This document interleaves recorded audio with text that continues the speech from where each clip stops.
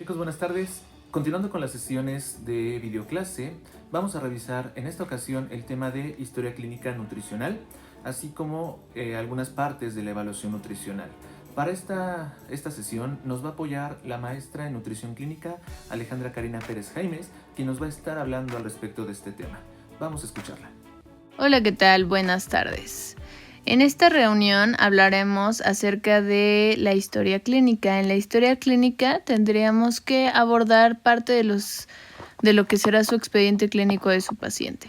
Entonces, el expediente clínico de su paciente incluirá lo que nosotros vamos a visualizar en esta ocasión: historia clínica, el interrogatorio, que es una parte muy indispensable. Recuerden que el interrogatorio nos dice cuál fue el motivo por el cual entró el paciente al hospital y mucho más indispensable es el hecho de que te lo está diciendo desde el punto de vista del paciente o el familiar, en caso de que el paciente venga o haya ingresado de manera inconsciente. La exploración física es la manera general en cómo encuentra el médico en el primer contacto a nuestro paciente. El diagnóstico o problemas clínicos los vamos a encontrar en el primer apartado de nuestro expediente clínico y nos va a mencionar precisamente todo lo que ya se haya encontrado en su paciente por la causa de ingreso, o también aquellos datos que su paciente tuviera con anterioridad, llámense enfermedades crónico-degenerativas. Otro apartado súper importante va a ser el de pronósticos, porque en el de pronósticos ustedes van a poder visualizar cuál es el panorama que tiene el médico acerca del paciente y también, el cuidado que nosotros le vamos a tener al mismo.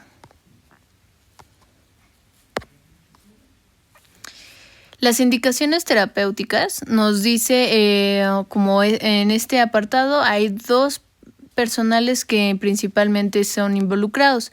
El primero o el número uno en la gran mayoría de los hospitales es la alimentación, y puede ser modificado tanto por el médico como evidentemente por el nutriólogo. Es importante estar revisando que si el paciente le han cambiado de una dieta a la mejor blanda a ayuno, pues es precisamente porque lo van a pasar a lo mejor a algún procedimiento que implica tener este ayuno fisiológico. En caso de que ya haya sido pasado a ese estudio o a esa cirugía, pues estar también al pendiente de que lo modifiquen, porque a veces vuelven a pasar la indicación de esta manera y pues limitamos la recuperación del paciente mediante la alimentación. La nota de evolución, en otro de sus puntos de las indicaciones, pues están las indicaciones del tratamiento farmacológico, que esas evidentemente las hace el médico, y necesitamos revisar siempre las cantidades y dosis recomendadas para que no exista ningún error al momento de generar la administración al paciente. En el caso de la nota de evolución y de interconsultas, recuerden que las notas de interconsultas son la primera intervención que hace un especialista en el expediente clínico de su paciente. Entonces, en esta primera intervención, el primero siempre es el dueño del servicio. Ejemplo, si estamos en servicio de medicina interna, pues es la primera intervención que tuvo en el área de urgencias para canalizarlo al servicio correspondiente. Posterior a esto, pues el internista tendrá, en nuestro ejemplo, tendrá que generar otras interconsultas, llámese a nutrición, terapia física, a otro especialista de medicina, etcétera.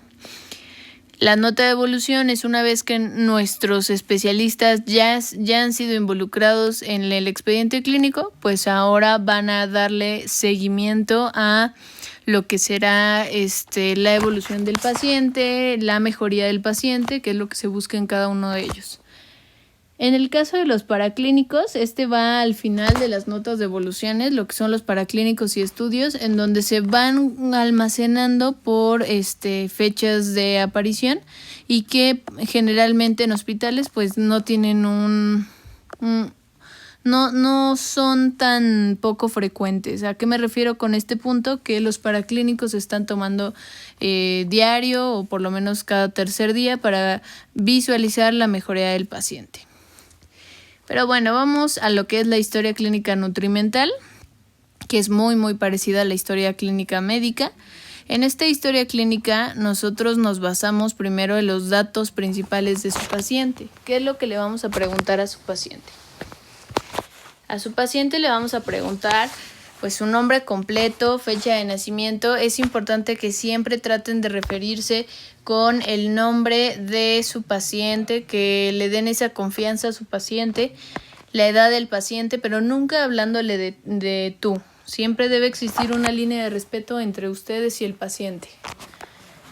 El estado civil de su paciente para poder saber si depende su alimentación de otra persona o si él es el único que prepara sus alimentos. La religión en caso de una creencia. Domicilio para ver más o menos la disponibilidad de los alimentos y el teléfono o número de contacto en donde nosotros podemos ubicar a nuestro paciente para más adelante. En el caso de la ocupación, pues precisamente nos puede mencionar si su paciente es sedentario o si su paciente está en constante movilidad o actividad. Otro de los apartados, que es, insisto, muy similar a los de las otras consultas médicas, es el de antecedentes heredofamiliares. Antes de este está motivo de consulta. Siempre se le debe preguntar al paciente qué lo llevó a acudir con nosotros. En el caso de los antecedentes heredofamiliares, solo nos interesan los que se refieren a familiares directos. Y los familiares directos son papá, madre, hermanos y abuelos. Se colocó ahí un otros en caso de que existiera otra enfermedad que fuera genética y que pudiera involucrar algún desarrollo anormal en nuestro paciente que lo llevó a precisamente la consulta o que podamos prevenir también. Otro de los factores son los hábitos, y en estos hábitos o estilo de vida pues preguntamos si el paciente fuma, si fuma cuántos cigarrillos o si toma bebidas alcohólicas. ¿Cuántos vasos de agua consume? Si consume drogas, esta pregunta tienen que pues valorar cómo hacerla. La verdad, más que consumir drogas es buscar si el paciente ha consumido algún tipo de suplemento energetizante, o sea, depende mucho, insisto. Si hay pacientes jóvenes, ustedes valorarán mucho eso, pues sí podrán hacer una pregunta más directa, pero siempre será importante el cómo realices la pregunta para que el paciente no observe que estás titubeando o que por alguna situación sientes que no está bien que digas la pregunta, ¿no? A final de cuentas, tú eres parte del sector salud y lo único que buscas es generar un mapeo de cómo está el paciente. Y bueno, pues en caso de que te diga que sí, hay que saber qué tipo es y también cuándo empezó a consumirlas. En el caso del suplemento nutricional, casi la mayoría de las mamás dan emulsión de Scott, entonces sí hay que como mencionar algunas. ¿Cuántas horas duerme al día o diariamente? Esto sí también es importante para nosotros, para poder determinar si tiene un descanso voluntario normal. En el caso de las enfermedades de los antecedentes personales patológicos, bueno, pues aquí nosotros nos enfocamos a las cardiovasculares, las neurológicas, las neoplásicas, las endocrinas y las respiratorias, pero a veces el paciente pues no las conoce por esos términos, así que cuando las vayan leyendo, pues sí es importante como decirle, ¿no? O sea, él a lo mejor no sabe qué es epilepsia, pero sí sabe que es que estén convulsionándose mucho, ¿no? O que es hipercolesterolemia, pero si le dices es el colesterol alto, bueno, lo va a familiarizar y te va a poder decir si sí lo tiene o a lo mejor te da un antecedente familiar que él desconocía cómo se llamaba. En el caso de la actividad física, bueno, aquí nosotros colocamos en caso de que realice algún tipo de ejercicio, pues que te coloque cuál. Y también es importante que si vas a anotar este punto, pues sea porque en realidad el paciente está realizando actividad física, no porque a lo mejor realizó actividad física hace 5 años y pues quiere decirte que sí la realizó, porque eso no nos sirve. Y también, bueno, pues no es lo mismo que vayas a echarte una cascarita, que bueno, ahorita por la contingencia no es posible, pero no es lo mismo una cascarita los fines de semana a ir 5 veces a la semana, ¿no? A practicar fútbol. Entonces, ojo con qué es lo que se anota aquí. El padecimiento actual de su paciente y tratamiento en caso de que llegue a tener alguna patología ya diagnosticada, llámese diabetes, hipertensión, entre otras, pues hay que colocar con qué medicamento porque existe relación fármaco-nutrimento en algunos de ellos. Respecto a hábitos alimentarios, aquí se pregunta cuántas comidas realiza al día, porque a veces los pacientes piensan que comer 2 veces al día está bien y pues no es así, no es de esa manera. ¿Dónde realizan estos alimentos? No es lo mismo que yo coloque ahí, no, pues yo los hice en mi casa y con todas las medidas higiénicas, ¿no? De prevención en este caso, ¿no? A que los estoy comprando con Doña Cochambres en la calle. Entonces, eso me explicaría en muchas ocasiones que mi paciente se enferme constantemente del tracto gastrointestinal. ¿Quién prepara tus alimentos? Si suele comer entre comidas. ¿En qué horario consume sus alimentos? Esto cuando uno hace el menú, pues es importante para poder dar más precisión en los tiempos de comida. Si es alérgico a algún alimento, antes de hacer una prescripción de algún menú, pues tengo que saber si mi paciente es alérgico a las fresas o a las nueces. ¿Y qué alimentos no le gustan? Porque si a lo mejor no le gusta el tomate y yo le doy puro entomatado y chilaquiles en salsa verde, pues eso es un paciente que definitivamente nunca más volveremos a ser de su agrado, ¿no? O sea, siempre es tratando de ayudar al paciente, pero también complaciéndolo, para que pueda seguir el plan, ¿no? Para que pueda modificar un hábito de alimentación. La evaluación antropométrica puede tener diferentes apartados. Generalmente están de esta manera: el peso actual, el peso ideal de su paciente. Hay otro que deberíamos de agregar aquí, que es el peso habitual. El peso habitual, a veces tu paciente llega con 80 kilos, pero tú no sabías que hace 2 semanas pesaba 90, ¿no? Y a lo mejor eso ya nos habla de un riesgo de cáncer, tal vez, ¿no? En un porcentaje antropométrico. Entonces, ustedes tienen que estar valorando siempre el peso habitual, porque también no es lo mismo que pesaba 60 y de repente un mes después ahora pesa 80. Todo esto es muy muy importante que lo estemos valorando. Las abreviaciones pues son la circunferencia de cintura, circunferencia de brazo, pliegue bicipital, tricipital, subescapular, suprailíaco, diámetros, etcétera. En caso de contar con una báscula de bioimpedancia, pues entonces vamos a colocar aquí porcentajes de grasa, de agua, kilogramo de músculo, densidad ósea, etcétera. Y bueno, en el caso de la exploración física, que forma parte de nuestra historia clínica, pues dependiendo de cómo se visualice el cabello, es si tiene o no deficiencias. Aquí en este cuadrito está, creo, más que perfecto, porque nos permite ver cuáles son las deficiencias o trastornos, ¿no? Y la gran mayoría de ellos es por vitamina E, proteína. El cabello está muy relacionado a si el paciente consume adecuada cantidad de proteína. Hay muchos pacientes que se les cae el cabello o lo sienten muy delgado, pero pues es porque no están comiendo bien. Entonces, ¿cómo se debe ver el cabello? ¿Cuál es el aspecto normal? Brilloso, firme, que no se arranque con facilidad. Y bueno, pues si lo podemos observar aquí está una comparación súper padre de cómo se ve grueso, y aquí ya se ve muy delgado, de que se va cayendo, las puntas abiertas. Este es un signo que a veces vemos en los pacientes y que ya te está diciendo cómo está consumiendo los alimentos. La cara y piel, las uñas, qué tanto le crecen las uñas al paciente, si se las corta constantemente. A veces es una pregunta que dicen es muy tonta, ¿no? Pero con esa pregunta pues puedes saber qué tan bien se alimenta su paciente. Y bueno, pues ahí vienen los nutrimentos en los que está involucrado. Cómo podemos visualizar la cara, pues con una coloración normal. Aquí la anormal, que tiene una pigmentación difusa, pues son estas manchitas blancas que son súper comunes en los niños, porque los niños no comen bien y a veces pareciera que el niño es el que manda, y pues la mamá, por no querer pelear con él en un berrinche, lo deja que no coma verduras, ¿no? Y así es como los encontramos, con estas manchitas. La seborrea, que es otro signo súper característico de nuestros pacientes. tenemos las petequias, tenemos también las cicatrizaciones, que todo esto te habla de deficiencias proteicas, de vitaminas, etcétera.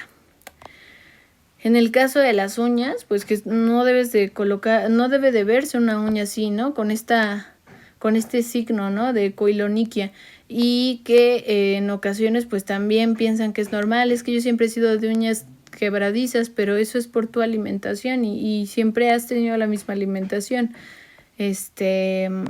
Débiles, que se rompan, esas manchitas que salen, ojo con esas manchitas.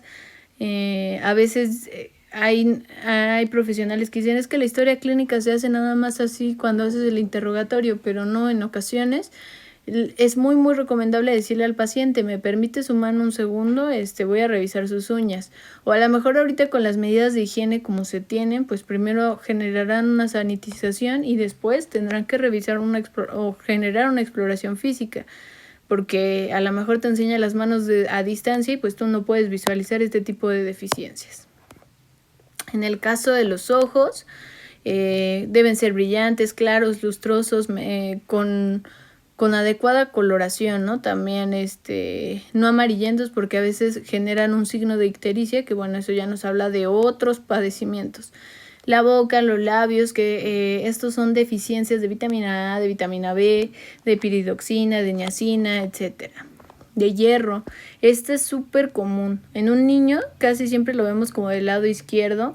Se ve muy muy blanquecina la conjuntiva, y esto es ocasionado porque el niño no consume suficiente cantidad de hierro. Estos son como ejemplos de cómo podemos visualizarlo. Estos son xantelasmas. Recuerden que los xantelasmas son acumulación de grasa, y es bien común que pase en pacientes con hipercolesterolemia. Y bueno, pues en el caso de los labios, la queilosis angular, que a veces la confunden con fuegos. Lengua, la lengua como debe ser rosada, lisa, no hinchada. Los dientes, a veces dicen, es que a veces me sangran cuando me los tallo, pero pues no te das cuenta que a lo mejor ya tienes un escorbuto ahí, ¿no? Vitamina, deficiencias de ¿qué? B2, B6, niacina, folatos, etcétera, ¿no? Aquí, ¿cómo podemos visualizar una deficiencia? Pues una lengua que a veces tiene esta coloración o esta pigmentación. Esto es muy muy común verlo, que esté agrietada, y eso es porque no está formándose adecuadamente la lengua respecto a cicatrización. Las manchas en los dientes, el esmalte moteado. Y pues en los niños esto, ¿no? Las caries, que esto solamente te habla de dos cosas: el alto consumo de hidratos de carbono simples, y también te habla demasiado de el cuidado que tienen los papás con los niños. Las encías y las glándulas, que pues nos hablan sobre deficiencias de flúor, consumo excesivo de azúcar, vitamina C, hierro, yodo, bulimia. Eso también, ojo con esos signos, que son encías sangrantes, herpes, aftas. Aquí se ve mucho la Acanthosis nigricans, pero también podemos ver el famoso collar negro, que es al que se refiere, ¿no? Pero también podemos ver si existe un aumento de las glándulas paratiroides. Y signos vitales. Bueno, en estos signos vitales tenemos que revisar qué tanto se esfuerza su corazón. Recuerden que, bueno, en promedio debe estar la frecuencia cardíaca entre 64 y 72 aproximadamente. Pero bueno, entre más frecuencia cardíaca, más sedentarios somos. Frecuencia respiratoria va entre 18 y 20 respiraciones por minuto, y este es otro signo muy muy característico de que a lo mejor no estamos oxigenando correctamente, o si la frecuencia cardíaca está aumentada, pues es obvio que la frecuencia respiratoria también, porque el corazón no alcanza a oxigenar en un solo ciclo a la gran mayoría de las células, y pues bueno, tiene que hacer mayor frecuencia en su trabajo o ejercicio, y bueno, eso le exige al pulmón también pues un mayor desgaste. Y bueno, por la temperatura, que recuerden que al estar aumentada pues nos habla de una respuesta inflamatoria, y la presión arterial pues que va muy relacionada con la frecuencia cardíaca. Aquí les pongo los signos normales de acuerdo a la edad, que a veces tenemos esas dudas de es que la frecuencia respiratoria es mayor, menor, sí, y eso depende. Si recuerden que siempre el recién nacido tiene mayor tensión arterial o modificada. Recuerden que el corazón late más durante la etapa de la gestación. Y en el caso de las frecuencias respiratorias, pues también van a ser mayor en los primeros meses de vida. De la temperatura también, que casi en la mayoría estamos entre 36 y 37. Y bueno, pues esto ya es de acuerdo al peso también, en caso de que les sirva.